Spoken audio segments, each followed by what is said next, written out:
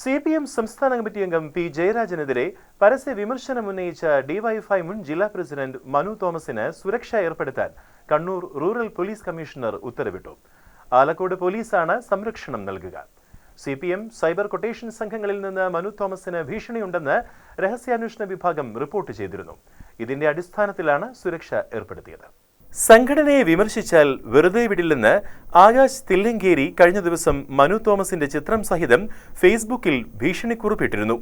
പിന്നാലെ സ്വർണ്ണക്കടത്ത് കൊട്ടേഷൻ സംഘത്തിലെ പ്രതികളിൽ ഒരാളായ അർജുൻ ആയിങ്കയും ജയരാജനെ അനുകൂലിക്കുന്ന റെഡ് ആർമിയും ഭീഷണിയുമായി രംഗത്തെത്തി. കൊലവിളിയിൽ ഭയമില്ലെന്നും ജനിച്ചാൽ ഒരിക്കൽ മരിക്കണമെന്നുമായിരുന്നു മനുവിന്റെ പ്രതികരണം. മനുവിന്റെ വീടും വ്യാപാര സ്ഥാപനങ്ങളും പോലീസ് നിരീക്ഷണത്തിലാണ്. നിലവിൽ കാവൽ ഏർപ്പെടുത്തിയിട്ടില്ലെങ്കിലും ആവശ്യമുണ്ടെങ്കിൽ സുരക്ഷയൊരുക്കും.